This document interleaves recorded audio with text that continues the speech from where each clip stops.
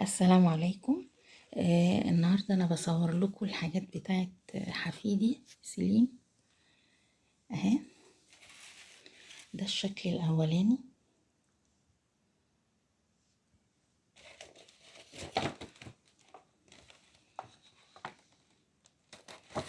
اهو، اسم سليم اهو.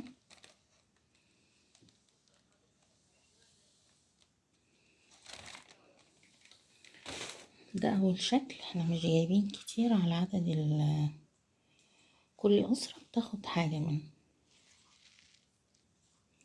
وده الشكل التاني ده اللي كان عاجبني، يعني ابني وهو بيجيبهم بعتلي الصور فأنا اخترت ده، شكله حلو قوي.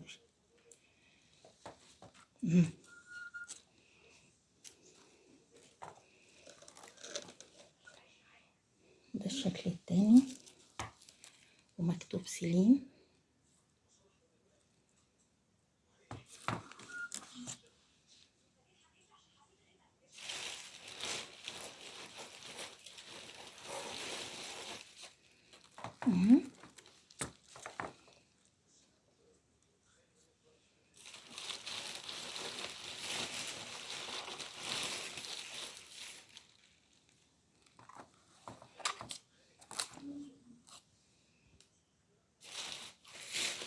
شكلهم حلو قوي، اللهم بارك اللهم بارك، بسم الله ما شاء الله.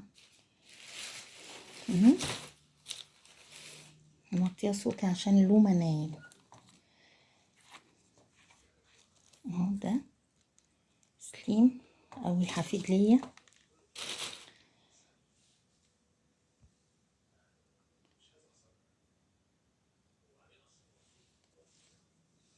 يعني ده كده شبه لومة اهو، شبهه، بس هو ربنا يهديه يا رب ويعافيه، بيعيط على طول. اما نشوف بقى ايه، في برضو اشكال تانية، في حاجات تانية هجيبها اهو.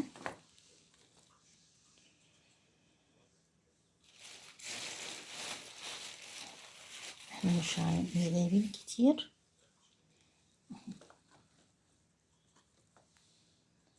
سليم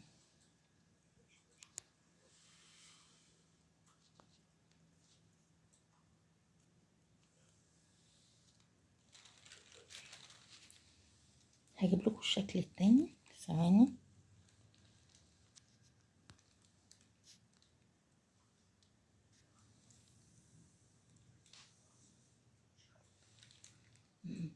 واللي ورا ده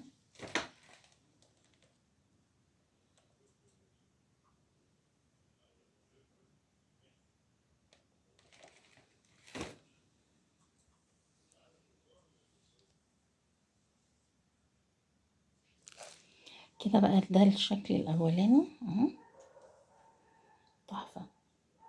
ده اللي انا مختاراه. وده التاني،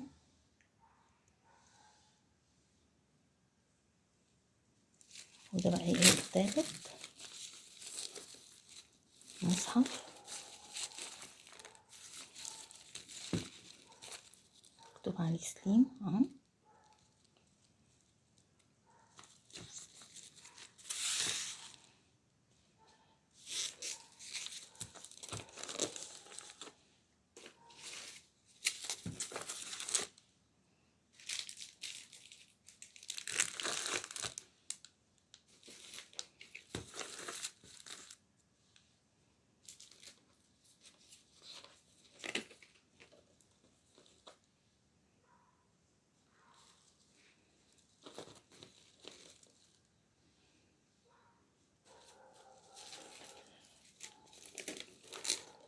دول كده المصاحف، بس يا ريت يبقوا واضحين.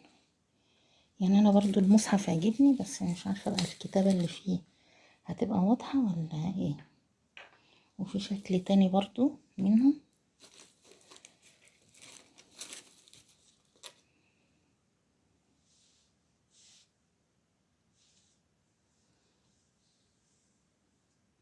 اهو كده اهو. ده المصحف الذهبي.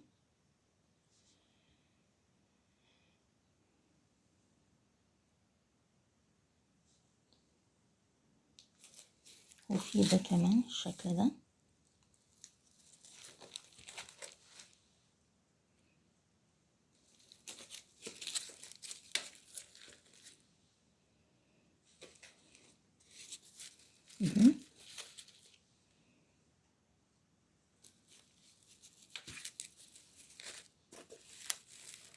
ربنا يبارك فيه يا رب ويشفيه ويعافيه. اهو سليم.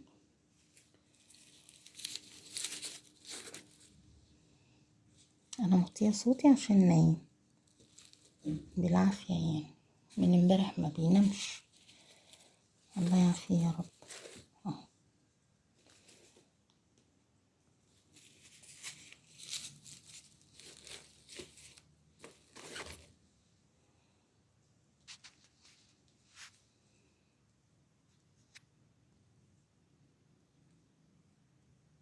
اهو دول حلوين قوي وشكلهم جميل، بس يا ريت المصاحف دي تبقى واضحه فيها يعني القرآن يبقى واضح فيها يعني.